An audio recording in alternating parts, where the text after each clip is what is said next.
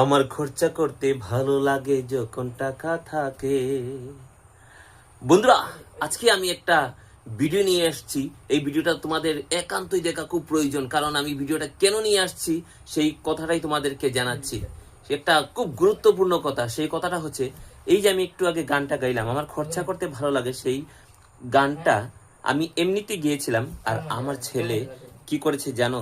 এই গানটা কোনোদিনও ও মিউজিক কিচ্ছু বাজায়নি কোনোদিনও, কিন্তু ব্যান্ড ল্যাব থেকে কি করে যে মিউজিকটা বানিয়ে গানটাকে একটু মানে অন্য ধরনের একটা মানে লাইনে নিয়ে এসছে। তো দেখো, ওই যে ওরা দুইটা সবসময় থাকবে মোবাইল নিয়ে ব্যস্ত, আর গানটা তোমরা শুনো একবার। মিউজিকটা ও নিজে বানিয়েছে। ওই মিউজিকটা চালাতো, দেখো প্রথম থেকে দেখো।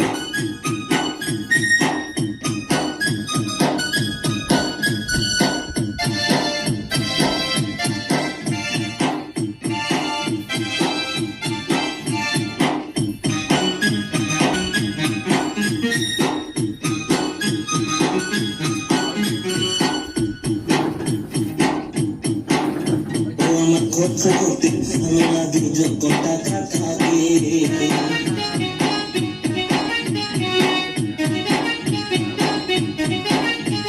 আমার খরচা করতে ভালো লাগে যত টাকা থাকে। বলে বলে এটা আনো ওটা আনো তখন মাথা ফাটে যখন টাকা না থাকে। আমার খরচা করতে ভালো লাগে যখন টাকা থাকে। তো দেখো তো বন্ধুরা, গানটা মানে আমি মানে আশ্চর্য হয়ে গেছি, মানে কিভাবে যে গানটা বানালো আমি কিছুই বুঝতে পারছি না। মানে কিভাবে কিভাবে মিউজিকটা যে তৈরি করলো, মানে আমি আমি আশ্চর্য, মানে কি বলবো, আমি কিছুই বুঝতে পারছি না, কিছু বুঝতে পারছি না সত্যি বন্ধুরা। মানে ও কোনোদিনও কোনো কিছু শিখেনি, না শিখে মানে মিউজিকটা কিভাবে তৈরি, এতটা মিউজিক একটা গানের মধ্যে দিয়েছে। আমি শুধু খালি গলায় একদিন এই পদটা বলেছিলাম, আমার খরচা করতে ভালো লাগে যখন টাকা থাকে।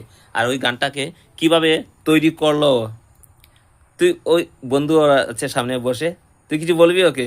এর ভিতরে যত ট্যালেন্ট এটা আমরা তো জানি না। আস্তা দিন মোবাইল দিয়ে খালি কিতা কিতি করতো, আকিতা কিতি করিয়া যে গান একটা বানাই দিল, এটাতে পুরা অবাক পুরা। আমরা তো শুনিয়া বহুত সুন্দর হয়েছে গানটা। কিছু কওয়া, এখনো কাজ চলছে, গানটাকে আরো সুন্দর করার চেষ্টা করছি। তো বন্ধুরা, এখনো কাজ চলছে, গানটা বানাচ্ছে ও।